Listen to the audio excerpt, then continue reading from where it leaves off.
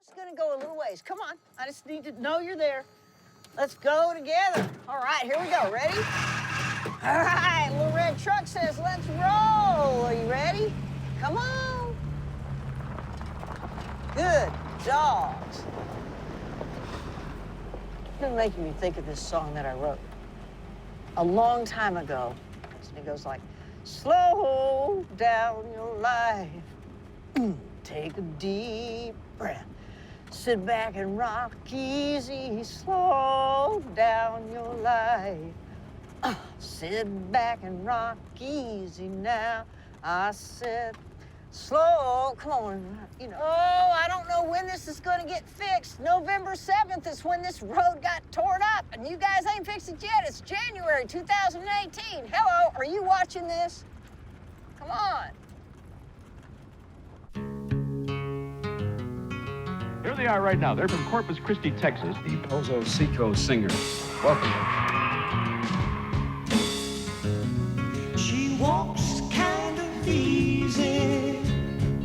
She never says what she means. This is an unusual sound and a song that's destined for very big She kickdom. walks kind of easy, but she never says what she means. She's the mother of her brother. I'd like to know this name, though. What's the story on that? Where'd you get this Pozo Seco? Would you tell us? That's the one question I know the answer to. Creole woman, down on your knees, trying to please your man. You had a hard life, but I made you my wife, and I love you just as much as I can. This is Ron's story. You're next. Yes, there is a little She story. wears a red bandana tied around her long black hair. She wears a red bandana tied around her long black hair. Long black hair. You know her clothes ain't fancy, oh, but Lordy, Lordy, I don't care. She's my Creole, down on her knees, trying to please her man.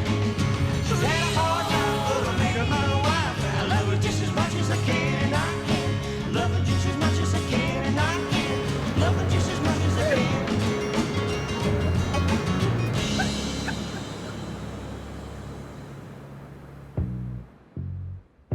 Well, I'm standing by the depot, standing in the rain.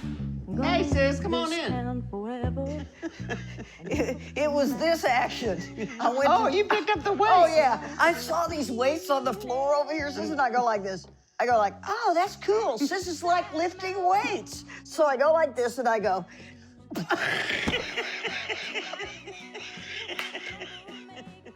Because This is a lie. I can't do that anymore. I have to lock my elbow. This shoulder will not lift that. You got to be nuts, These man. are the light ones. This is when you should be doing with that. I want you to know Ruby's project is coming along beautifully. Now that's something I really can't wait to Well, hear. I can't wait to get it finished, and I love that Alan Reynolds is going to come sing with me on it. Is that too cool? Yeah. I mean, it's like me back in the OJMI days in some way.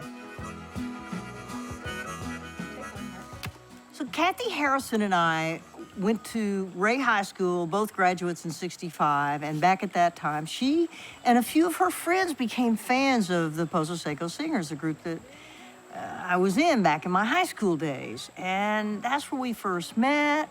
And then the Pozos went off, I moved away, I didn't really know her that well, and suddenly she comes back into my life at one point and says, hey, you're still singing and you're still doing stuff. And I went, yeah.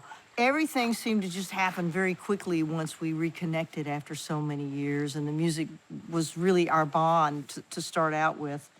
And Kathy just jumped right into my life and has been here ever since. And we had this product we were thinking about.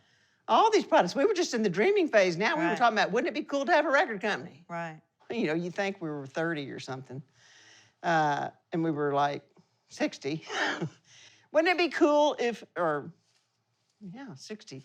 Wouldn't it be cool if we could get in a van and drive around in all the mountains and the hills and record people and archive all this stuff? And oh man, that sounds like so much fun. So since many of us had Puff the Bunny in high school and college, we named it Puff Bunny Puff the Records. Bunny. Do you speak Spanish? What's a funny question? No. Yes, a little bit. What, do you know what Pozo Seco means? No, what is Pozo Seco? Pozo Seco means a dry well. They are called the Pozo Seco Singers, the dry well singers. I just thought I'd kind of toss that in. Yeah, I know. Just in case somebody asks you today, what's Pozo Seco mean? You know, then you'll be able to tell That's them, all right. right? I think we were at my house practicing in Corpus.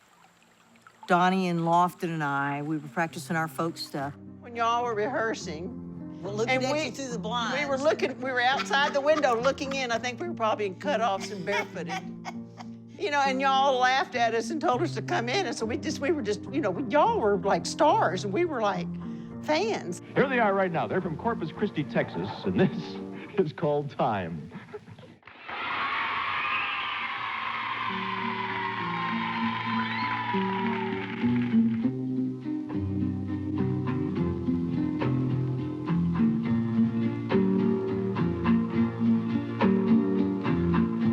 Some people run, some people crawl, some people don't even move at all. I, you know, hooked up with Don Williams and Lofton Klein, and they formed the Pozo Seco Singers there in Corpus and started recording for Columbia. Here they were, the Pozo Seco Singers, and they were great. I mean, they were on the Smothers Brothers, they were on all these different shows, the Mike Douglas show or whatever that was, and afternoon show. And it was like, it was just so exciting. And we were all so happy for them. It meant we didn't get to see them much, but, you know, we were really happy for them. I could still tell you the street I was on and where I was when I first heard the recording of the song Time by the Pozo Seco Singers, and it stopped me cold. I pulled over to the curb to hear it. Time, oh time, where did you go? Time, oh good time. So in 1950, Bill Quinn added this place to the studio, and they changed the name to Gold Star. And because there was no electronic reverbs and stuff at the time, they built in reverb chambers like they had at the Columbia studios. Neat, I can go in. Yeah, right? please go in, have a sing. We've even had people sing naked in these things. Do you sound better when you sing naked? Well, I do. Edmark Records was the one that brought us here to this studio. And the song Time, Michael Merchant, when he wrote it, I'll never forget bringing it to the group and saying, I have this song that's really special. We'd go down on the waterfront in Houston, what we call the T-heads, and we'd have those beautiful folk concerts out on the summer nights under the moonlight on the water and all of that, you know. And it was just so beautiful, you know. It all just kind of flowed together, and you just wanted to come up with a new song for the next one, just to have something to share with your friends. That's really how Time was born. And the guys were so funny. They were like, well, it's okay. But we really like that song, you know, Here Down the Road I Go, I think was the name of it. Because Don sounds like Johnny Cash. And I thought for a minute, and I said, well, there's already a Johnny Cash. That doesn't make sense to me, but, you know, I was outvoted because I only had one vote in the group. There were 3 of us, so 2 voted that way. They put it out as a B-side. The little record got turned over by the DJs, and Time became our first and probably longest running hit for all time. I think we were on the charts for about 50 some odd weeks. Over a year, we hung in the charts. Tottered, but we made it. We made it into the charts. It was an exciting time, yeah.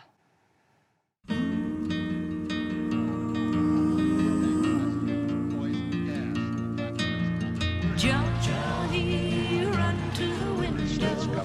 Daddy's coming through the meadow. What's that?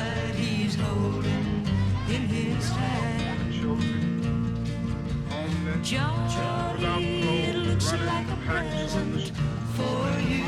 Daddy's bringing home a present for his little man.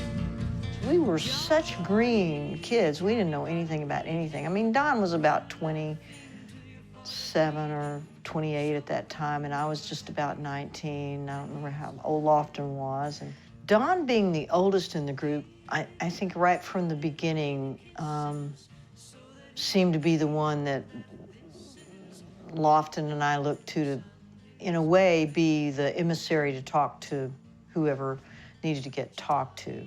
I certainly didn't feel like, as a 17, 18-year-old kid, especially female, anybody was going to pay much attention to what I said.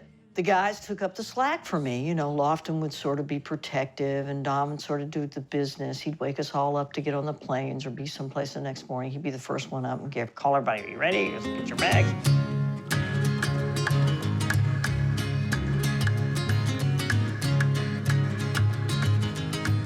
We were getting messages from Columbia Records that they wanted to sign us and release it on Columbia. That label had so many of my heroes on it, and we were gonna be on that label. I was just so like, wow. Already mama's cooking Papa something to eat. At a half past Papa, he's ready to go. He jumps in his feet. When we first met Albert Grossman, it was through Bob Johnson, our producer at Columbia Records. Bob was a big name producer at Columbia Records, and he produced a ton of people that were huge. And he was friends with Albert. Albert had Peter, Paul, and Mary. They were big. Dylan, hello, Bob Dylan. So Albert flew to Corpus Christi. I'll never forget it. It was really fascinating because Albert at that time looked a lot like Benjamin Franklin. And here's the whole little town behind us. You know, the Folk Music Society people were greeting Albert Grossman, you know, the king of managers in the folk pop industry, and he's coming to sign our little group from Corpus. And his hair on his shoulders, my mother, when he walked down, she said, "Well, is that his mother?" That's how my Papa goes into town. Takes every bit of a night and a day to even reach a place where the people stay. So Albert came. Albert had a habit of doing this a lot when he talked. And we sat in the living room and we played this song, that song. We played a lot of songs for Albert. Albert listened. And then he said, "Well, okay, I'm gonna sign you and da-da-da, and we'll be talking about contracts." And then we got the contracts. People like Bob Dylan, who was signed to Albert, Ian and Sylvia, Gordon Lightfoot, Odetta. Just so many amazing artists, and there we were, the Pozos, right in there amongst all those people who were my heroes. I remember being in Gordon Lightfoot's living room, and Odetta is sitting in his easy chair, and I'm on the couch, and I'm like this, because when she used to, I had her album, and when she would sing this song on there that went like, "Roberta, let your hair hang low." Her voice would just resonate through the room, and I'd go like, whoa. And then we got to do concerts with her, and it was like, it was like my dream come true. That was my time of dreams come true. All these amazing icons in folk music that I was rubbing shoulders with and actually being on stage with.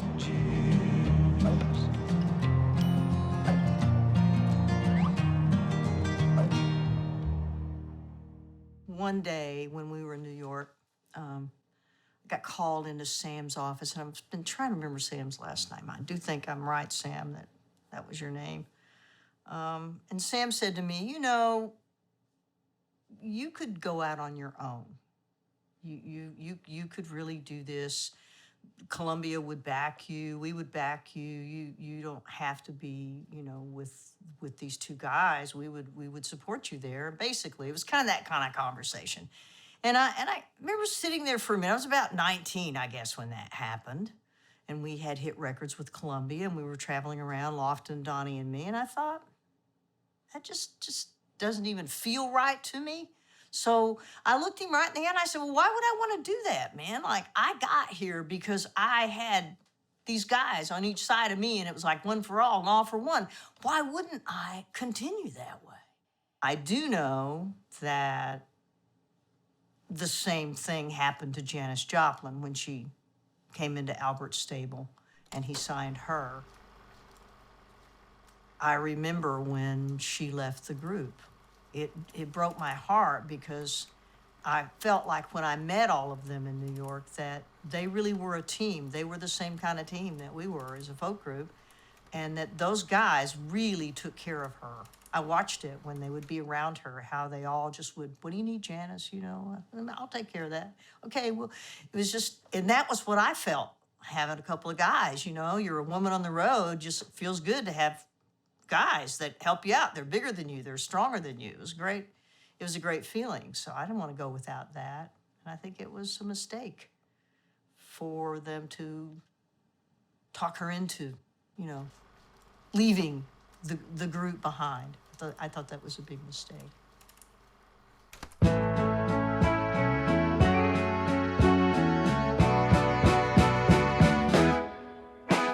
The group went on to be a big success. We were in the charts for a whole 2 years with multiple singles. I'm your baby, and once in a while I'm your lady.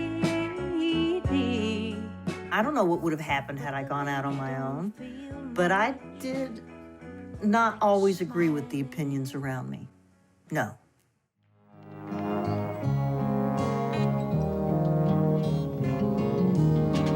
There'll be no strings to bind your hands, not if my love can. So when you pitch me a song that says, there'll be no strings to bind my something, not if my love can't tie you down, basically, you know. And we can make love tonight, have whatever we have, and then if you leave tomorrow, it'll be okay. Just call me angel of the morning. And I was like, 19. And I went, no, I'm not singing that. I don't feel that way.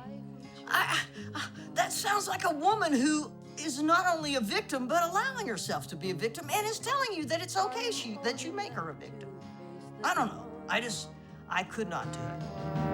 Just call me angel of the morning, angel. Just touch my cheek before you leave me, baby. Well, both of my sidekicks, they looked at me with a bit of mystery in some ways. I think they got it after a while, but the record company was totally mad at me, and because it did become a big hit. Maybe the sun's light will be dim, and it won't matter anyhow. To love and to justice between fellow human beings. If morning's echo says we've sinned, well, it was what I wanted now.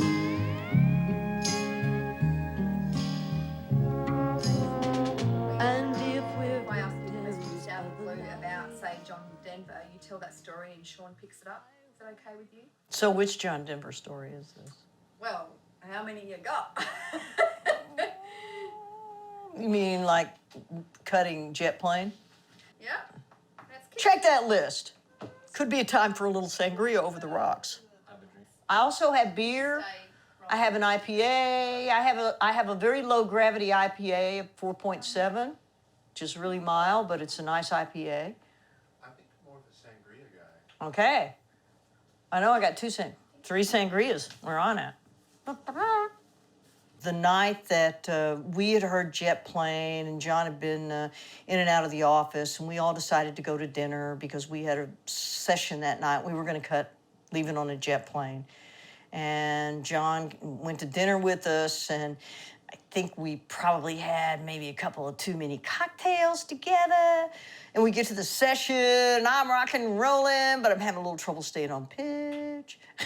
It's kind of funny, but we made it through. I loved it. And then we found out that on the very same night we were cutting Jet Plane, Peter, Paul, and Mary were cutting it. The very same night. Well, we're both with Grossman Management, so who gets to put it out? Duh.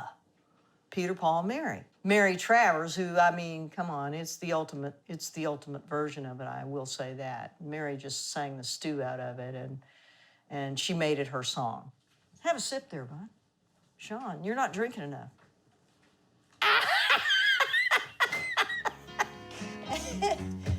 Yeah, here we go. Pause on a second. I talked to the trees, and they never listened to me. I talked to the stars, but they never hear me. The breeze hasn't time to stop and hear what I say. I talk to them all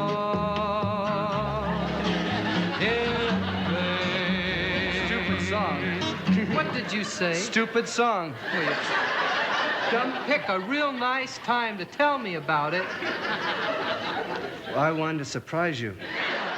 We were doing a tour with the Smothers Brothers. I think they just had started their television show, and it was beginning to gain favor, and it was getting followers, because they were on for a few years. So we were booked to open for them on this particular tour that we were signed up to do several dates. Denver was one of the first ones. And in the first set, Lofton, one of his roles as a member of the group was to be our spokesperson on stage. He was so funny. Don and I got to where we would say, so, man, like, what are you gonna say tonight? Because sometimes he just seemed a little insensitive, maybe, to the times or whatever.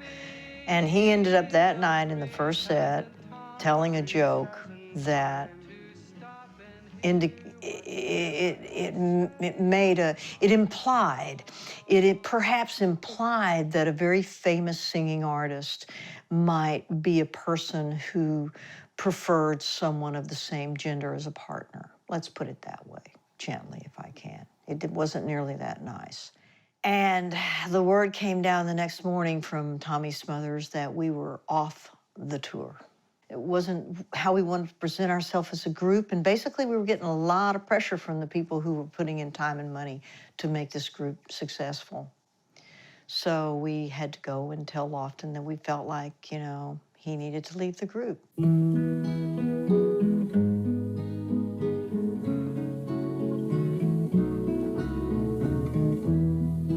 Mary had a little lamb.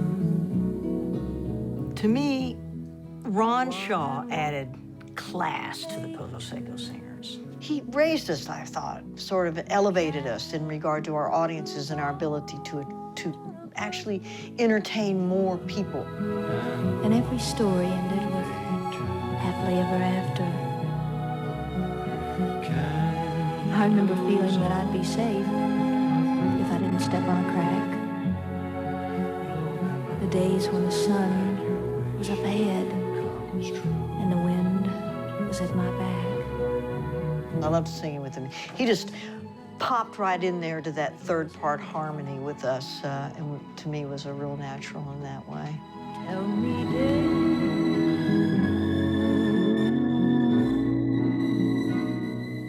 didn't you?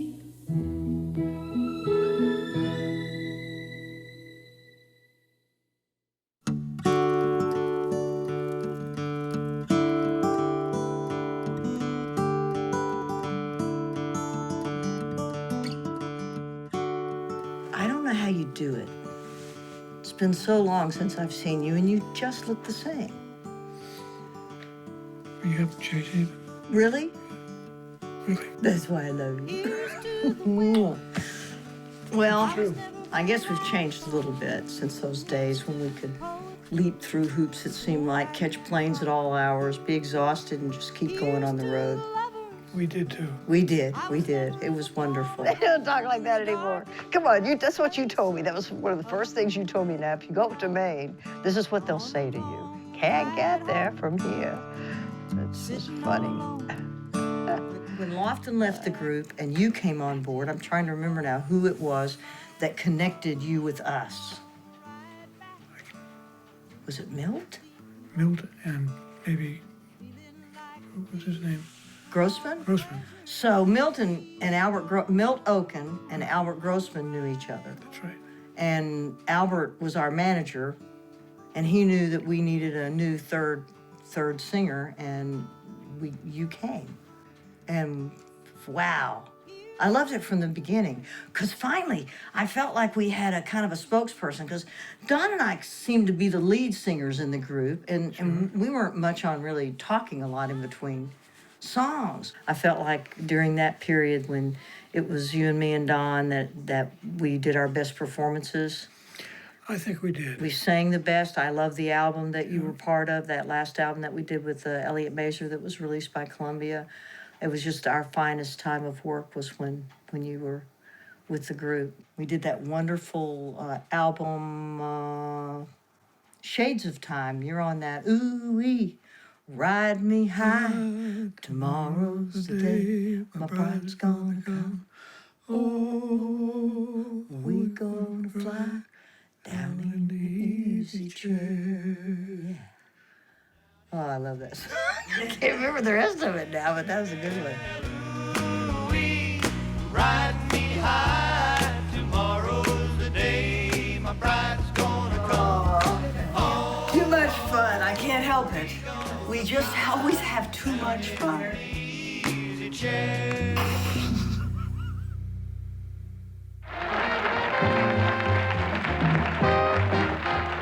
Well, it is unusual today to find a popular recording group that appeals to adults as well as young people. And our next group does fall into that category, the Pozo Seco Singers. Welcome them. All of the national TV shows we did, which we did the Joey Bishop Show, which at the time, you know, was the competition for The Tonight Show with Johnny Carson. But Mike Douglas had a huge following. And so to me, doing his show was a kind of peak for us as a group. Warm yellow sun left me alone in a world meant for loving you, girl. I miss your loving feeling, your sweet kiss and that loving. I think we did 3 or 4 songs, which was unbelievable, because I watched his show often and don't ever remember him having a musical group on that did more than a couple of tunes or so at a time. Loving feeling, your sweet kiss and that no more yellow sun.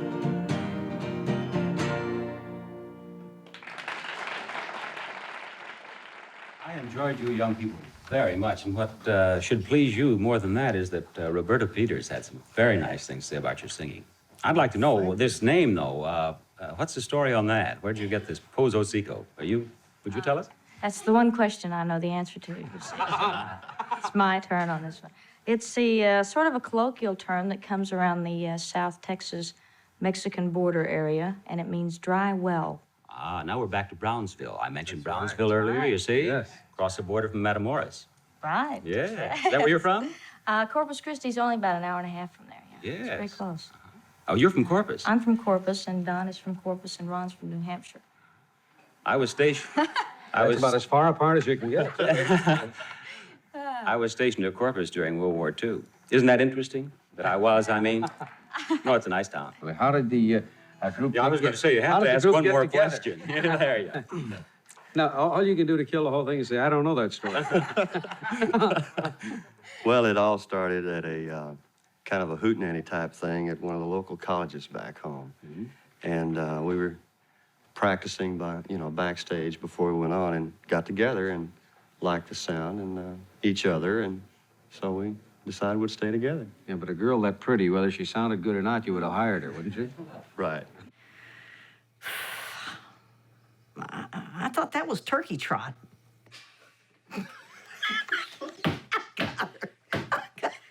I got really good on that. How do you feel about that? Oh, well, are my cheeks red? There's still steam coming out of my ears, or? Yeah. I think I had a hot flash.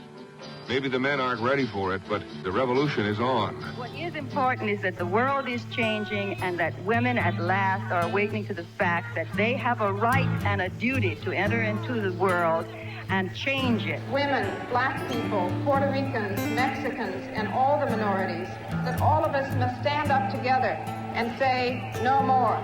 And some of us go so far as to say that women should get paid and they should receive vacations with pay. Yeah, but a girl that pretty, whether she sounded good or not, you would have hired her, wouldn't you? Right. Fortunately, she sounds great, though. She does indeed. What's the next song going to be?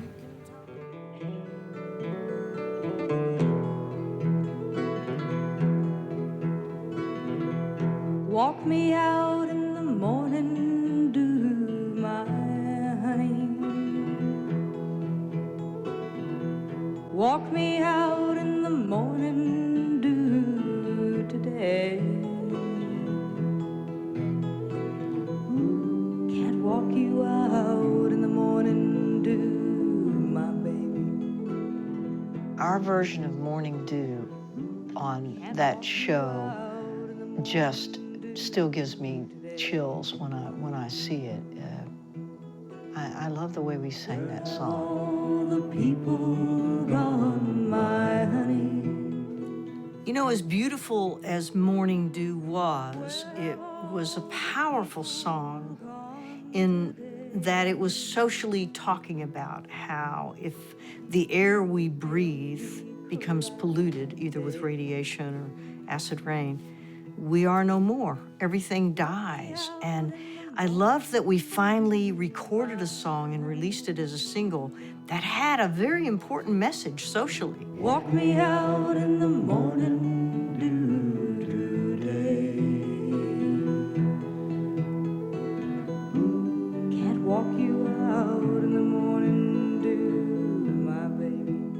I think even Columbia felt like we were the more pop arm. And after I Can Make It With You, Baby, that seems to be what we became.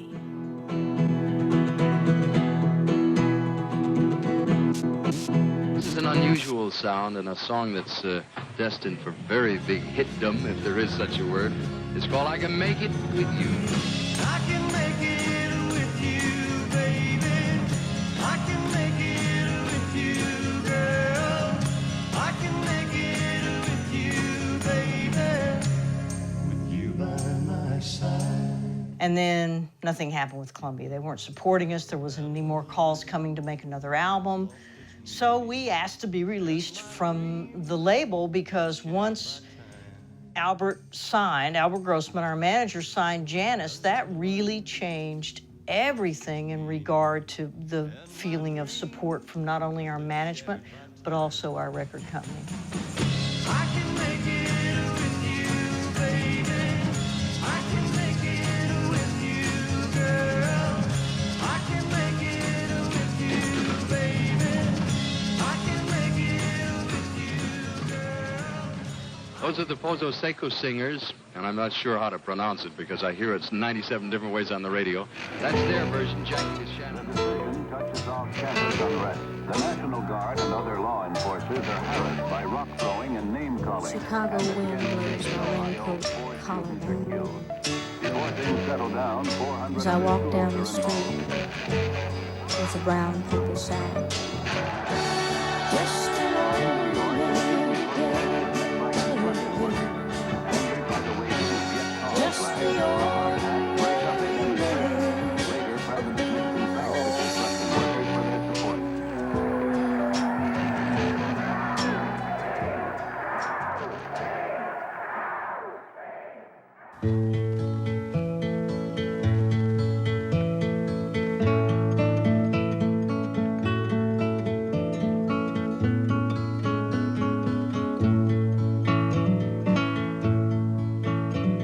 Sunday morning sun woke me early.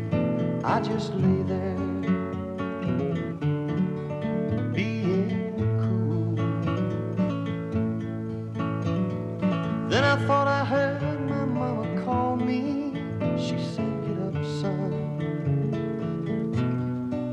It's time for school."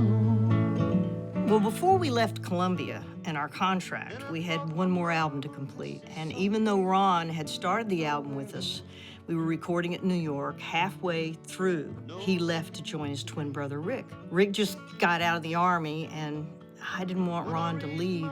I so wanted him to stay. But at the same time, I understood. He and Rick had had this super duo in New Hampshire, and they're identical twins, so yeah, I got it. Mind of mine is making me remember all my morning mama memories. If mama hadn't left me last September, I'd have more than morning mama. Forgotten all about this. Brad Campbell, who was one of the Paupers, a Canadian group that were on our third album for Columbia Records, and Teddy Irwin, wonderful player who traveled with us for a few years after this. And that's me and Donnie Ray Williams. As he said, Donnie Williams, that's what he always went by back in those days. And me as Susan Taylor, which now I'm Taylor Pye. There's so many Susan Taylors in the world. I love you. Go in peace. But now I'm TV. But she was kind, never cruel. This was when we went from Pozo Seco Singers to Pozo Seco. We were trying to tell people we're still singers, but we don't have as many. And by then, we had no other players. We had no bass player, no guitar player. It was just me and Don singing, picking. Along the way, We did our best to carry on the tradition of doing good songs, great harmonies, and keeping kind of the group feel together for as long as we could. We did that for several years until we finally were just the two of us one day standing out on top of a bar, I think it was, in Nevada. And we looked at each other and we said, you know what? Let's don't do this anymore. Folk music was no longer pop music. And when your stage became standing on a bar singing, time, oh time, it just didn't feel right.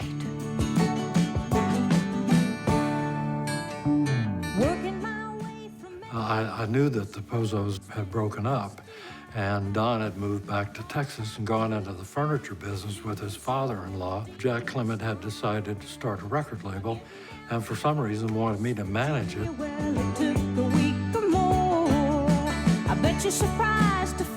So I looked Susan up and was talking to her about, doing some recording for the label. He convinced me that it would be a good idea just to come and play in the studio. She was kind of lukewarm. I think she was pretty burned by the business by this time and had just sort of said, that's it, I'm not going to do that anymore. And I persisted. He won me over in that way. I said, okay, let's just go play. You mean we're not cutting a hit record, we're not trying to do anything special, we're just gonna go play, make sounds, music.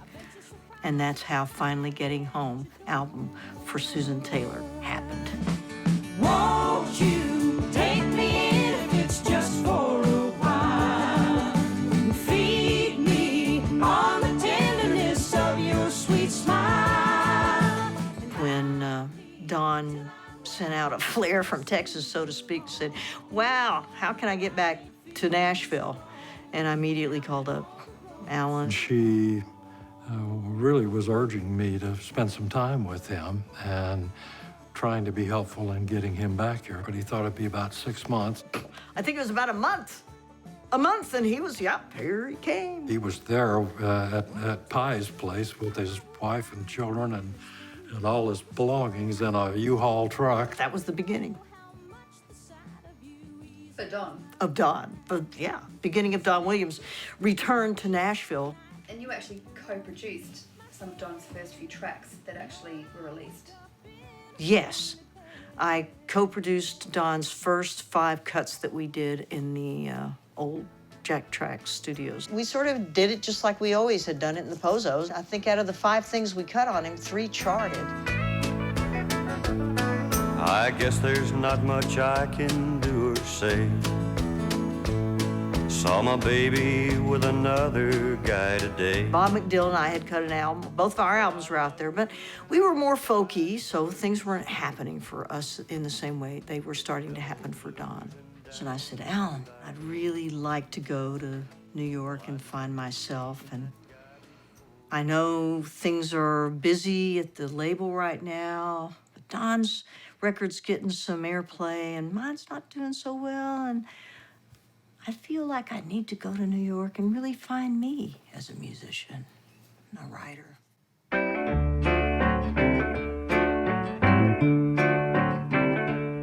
So fine, so fine, so fine, yeah. My baby's so doggone fine, send cold chills up and down my spine. Whoa, yeah, so fine. Well, my sister. I've actually only played it like one time before when I was over here with you. It's an Irish bouzouki body with a banjo neck. It's called a banjola. Really? Why don't you play it a little bit? Oh, you play something for No, me. you I play haven't- something. I haven't played it Hey, yet. you're the pro. I haven't played it. Well, just try. There's a 4 and a 5, 5, so it's like. There you go. Has a little magical sound to it. Okay, mark it. Take some, Mark. You remember when we first met? Sort of. Well, Back at the Barbara old and I tracks, moved Jack's from Memphis to Nashville, Murfreesboro, where she taught at MTSU, and I worked in Nashville at the bank. First person I called was our mutual buddy, Alan Reynolds. Right. And he said, come on over, we're cutting at Jack's Tracks today. So I came over there, and I think they were cutting Don Williams, I believe. I can't remember. But I remember meeting you and just struck by you and your personality. And of course, I was a fan of the Pozos, too. So I knew all your songs. And we met and got to know each other, and then all of a sudden you skipped town on me. New York has folk, Yeah. and I'm just a folkie. So I went, I had best go where the folk would love. Tells me so,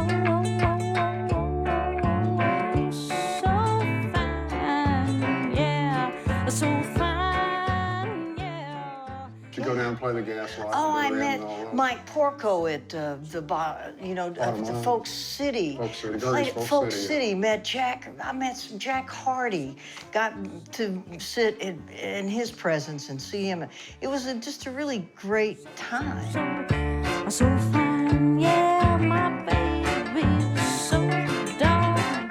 And then from there up to the Berkshires, where that was Arlo country up there, and got to play with the musicians from his band. And so it just followed that folk trail. In the 80s, the Berkshires were popping. Arlo was there with his band, Shenandoah, and they all lived there.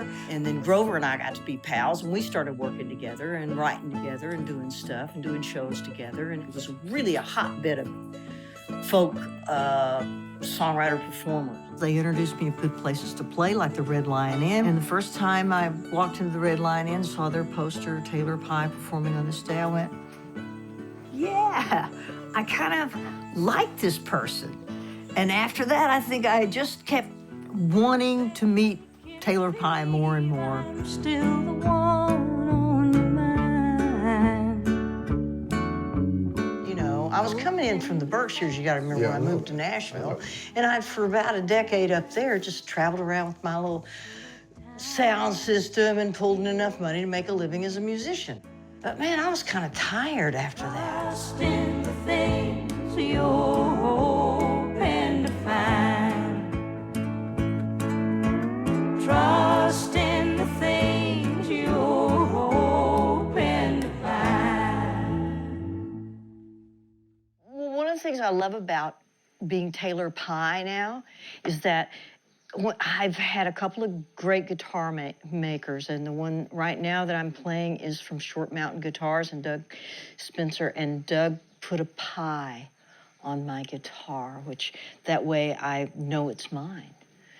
It's like he did his own thing. I have pies on my other guitars. My pianos all have pies on them, but everyone makes a different pie. This is Doug's. Thanks, Doug. I had written Alan Reynolds a note, and I said, You know, I'm thinking about coming back. I know that I'm at the age, being an artist at this point is, you know, I'm not looking for me to come back and be an artist anymore on a label. But do you think songwriting would be something that perhaps would be something I could truly, immerse myself in if I come back? And I chewed on that for a while and thought, well, that's what I want to do. I want to go back and I want to build my little publishing company that I started in New York in '72. And I want to just write as best I can, maybe songs that have some meaning to others, that move them, maybe some that just give them solace. I don't know, it's the folky thing. It's like songs are about life to me in folk music. That's what it's always been about, is your everyday life. And being able to survive and not having to depend on being famous to me was a gift.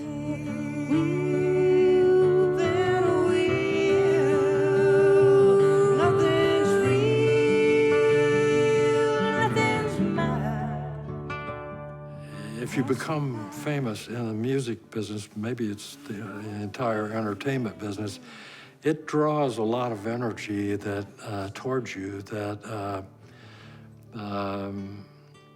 you may not necessarily like. She did not, once she got close enough to get a good look at it, she did not really hunger for fame.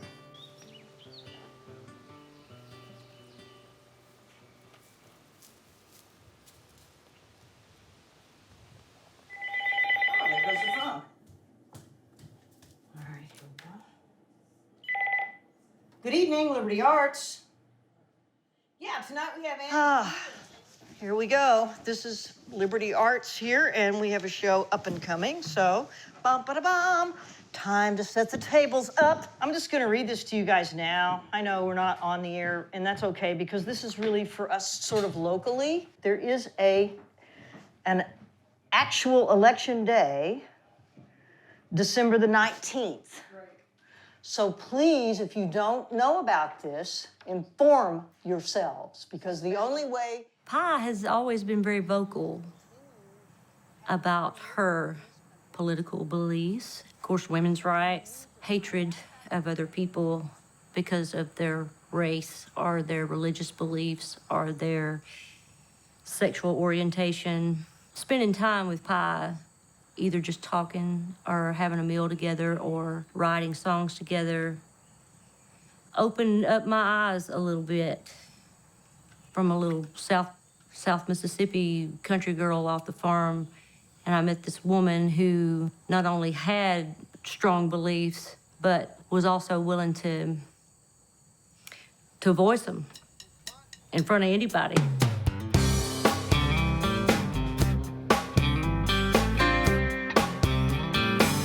Something's moving in my soul. Something's moving in my heart. Changing all I see. Look at this, man. People just brought food tonight. That's so cool. You gotta dig in. There's a whisper. Stoppies. Will you help me give a warm Liberty Arts live welcome to Jeff Clankenhorn and the Cute. Please welcome Annie to the stage. Tsukamoto. Used to being by myself, satisfied and free. Pi is an inspiration because she's about 20 years older than me, I guess. And, you know, sometimes I'm like, I don't know if I can keep doing this. She is an inspiration as a female musician who is still playing music. Changing all I see, touching every part of me. She was very open to my music. And even though my music is very different from other performers who play here, she liked what I'm doing. And also, I love the space, and it's such a beautiful space. There's no need to understand. I don't have to know. I'm willing to let go and be a stranger in this life. Will you come back? Of course. Can I play And I'll with tell you again? everyone, every time.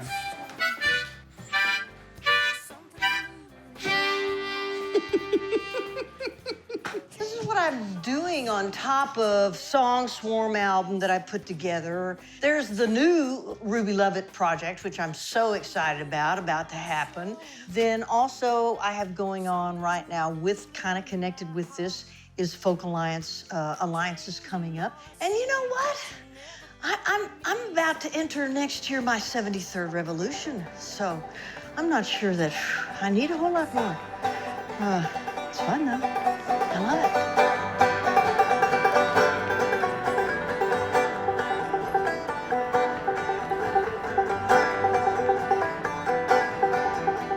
SERFA. Do you know what that is? Southeast Regional Folk Alliance. It's my first time here. We're bringing the Song Swarm to Folk Alliance.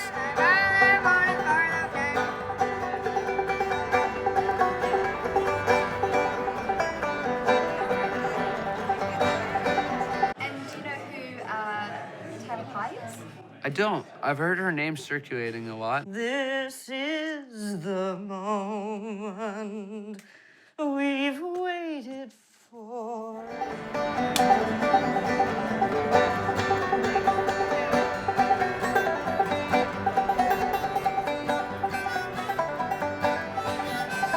This is my sound check song. This is my sound check song. And are you aware of Taylor Pye, who she is? Mm-mm. Who is it? Say it again.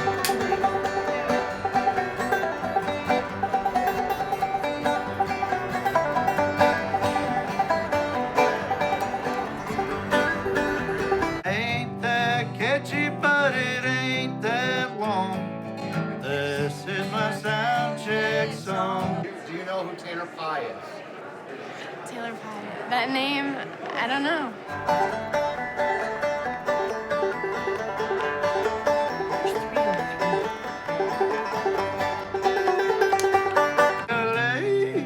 This is my sound check song.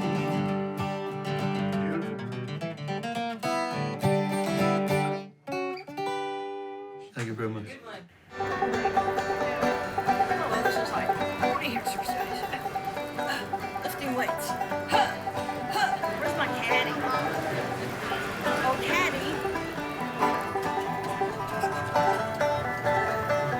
It is a bit of a hike over there, isn't it?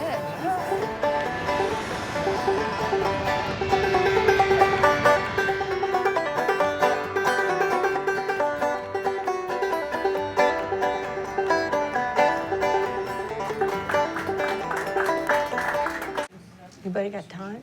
11? Okay, good. That must be us. Also a documentary crew that's been following. Can't get rid of these guys. Listen, where's your car? I want to bottle your enthusiasm and take it with me. Oh, I love that. That's what Song Swarm's all about. Thank you. Yeah.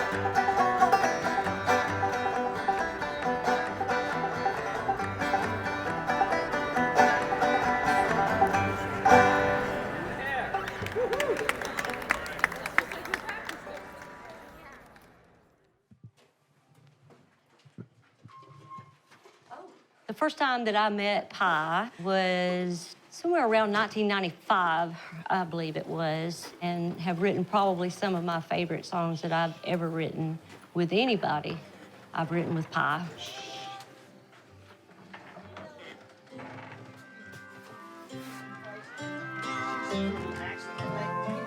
Howdy ho. Hear it. Hey, it's for show. How you doing? Good morning. I've come back. Well, thank goodness we need it. We need you here. What are y'all doing? We were just doing something on catfish. Okay. I did a little knee slappings thing. I don't know if we'll use it, but anyway, we got it in there. Whose knee was you slapping? Mine. Oh. You know, I got on my baggy pants so I can get that low tone here and the high tone here. Right. Yeah. Okay. She's got this one song that she wrote. It's called Walking on the Moon. Are you ready? I am. I was just telling Wheat, this is my favorite song that Herb McCullough and I wrote. That song to me is kind of reminds me of Pye. You know, kind of childlike in her enthusiasm. But the thing that is so mesmerizing, I guess, about that song for me is the melody. I've never heard anything like that.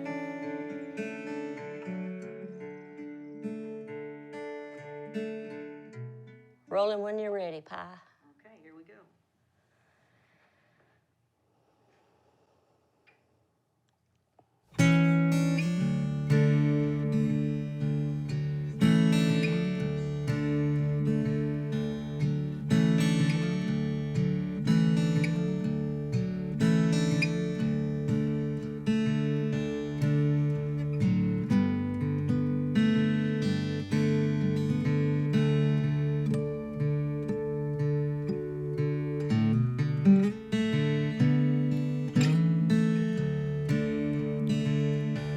I'm gonna be big, got nothing to lose. Gonna teach myself to play guitar and tie my shoes. I'm gonna learn to whistle soon. Someday I'll go walking on the moon. I'm gonna be brave, and I'm gonna be strong. Gonna learn to take care of myself when I'm alone. I guess there's not much I can't do. Someday I'll go walking on the moon.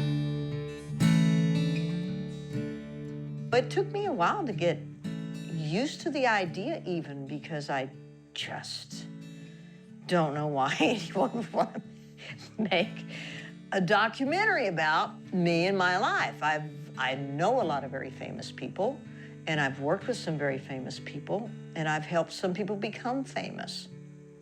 But I'm grateful that I didn't have that job in my life, actually, because it's hard. She is who she is. She doesn't put on fancy airs, and that's fine, because I always figure that what you see is what you get. I think she loves music and just lives it, and has really found a much more joyful way to be an entertainer and be around music than being a star. In my heart, I'm gonna be big. I've watched some of the people that I've loved in my life become different people the more fame they got. And friends they'd had for many years fell by the wayside. And I'm lucky that actually it never happened to me, because I was able to dance on the edge, be creative, and do all the things I wanted because I was good enough to stay in the business with people supporting me, even if I didn't have hit records.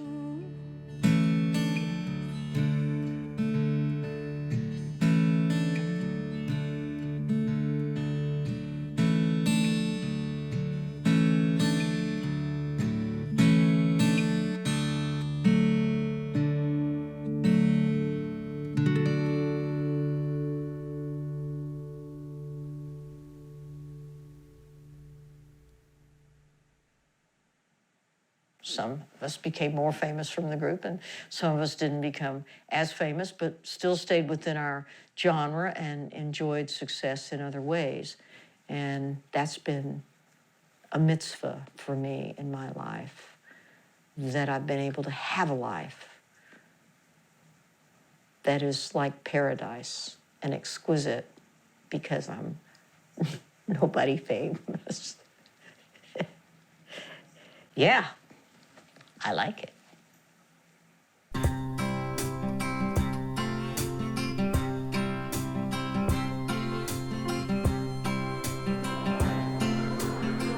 Man, oh man.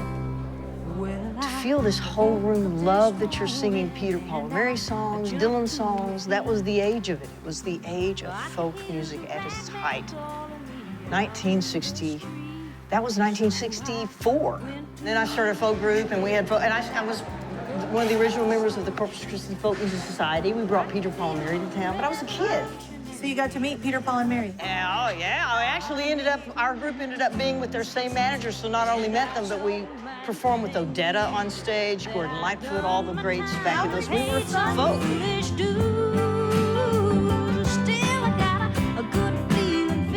me show you this great one of you and me in camp. Do you remember when we all went, the three of us went to a photo booth? Check this out. Oh my gosh, yes. There it is. Actually, I like that pose. And I was told by Dr. Stroud, who I went to work for after Dr. Heaney, that that's very good for your eyes to do that. Really? So you should learn. Like, there it is. You have to practice it, but it's really a good thing to do. There it is, yeah. And then you're kind of blurry for a while. You're a mess. God, you start. Thought her voice said it all. I mean, she was the lead singer of the Pozo Seco Singers. She wasn't the girl singer. She was more than that. She was the lead singer.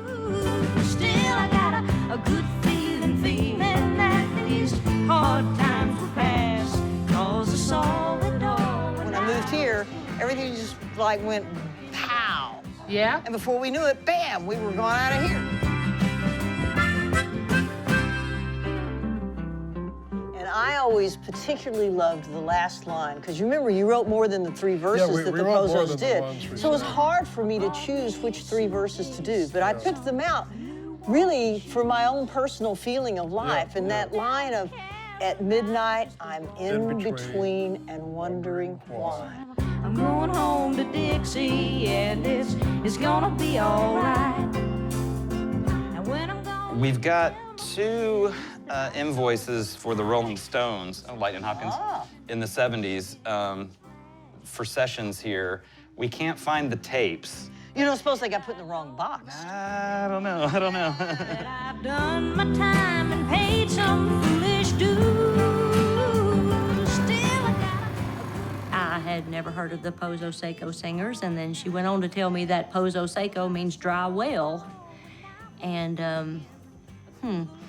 I didn't know exactly what to make of that. Well, I remember you called me right after you wrote that thing. I think at I the kitchen think I table, and it did. was about noon, and you sang it to me a cappella. I think I said something like, I think I'm channeling Tom Paxton or Yeah, something. or something. Yeah, I don't know what it was. It certainly wasn't Tom Paxton. But it's just so nice that our little music careers have kind of paralleled each other, you know? It is. The Cumberland Trio come back and all that kind of stuff, and the Pie come back.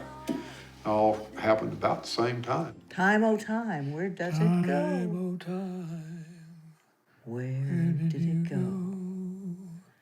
Time, oh, good time.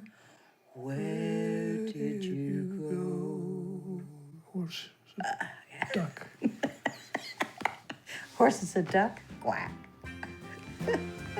Another best demos that I've got out of my just tapes and shit I made and stuff. And then I met Kathy Harrison, and Jack's Tracks was closing, and we went and we had an album at Jack's Tracks with all of my favorite musicians and did all of my songs on there. And there it is for now, other than this album, which is my first true production as a producer. Creating, came up with the songs for my idea. I'm actually appearing on the tracks, and I'm on every swarm on this album. As a musician, I'm proud of that. My last effort. There it is. There's the stack. Now you have plenty of coasters for your living room. I've done my time and paid some foolish dues. Still, I got a good feeling that these hard times will pass, 'cause I saw it all when I was looking through the looking glass.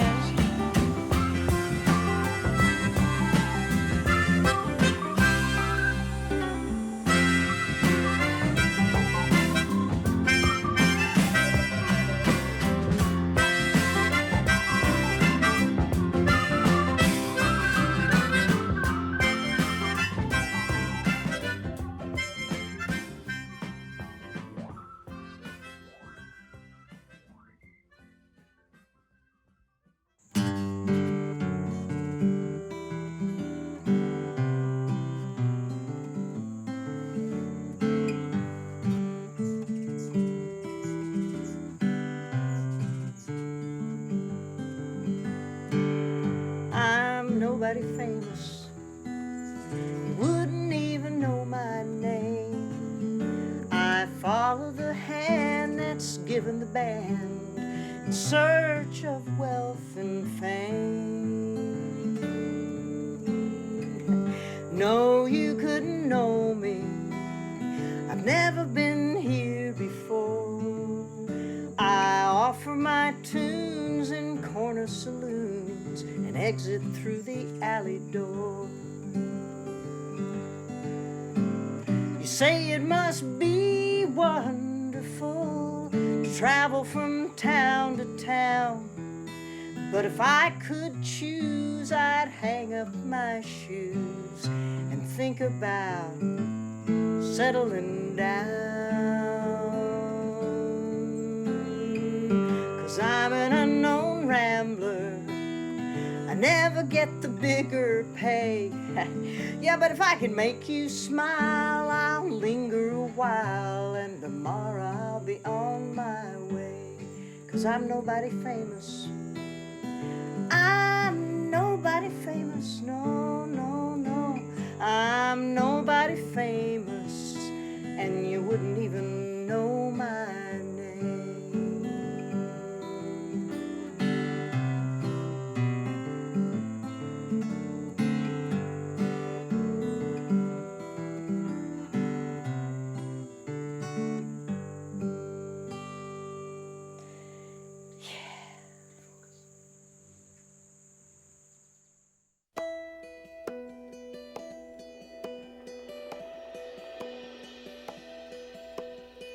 I've been a million miles since morning, burning across the sky.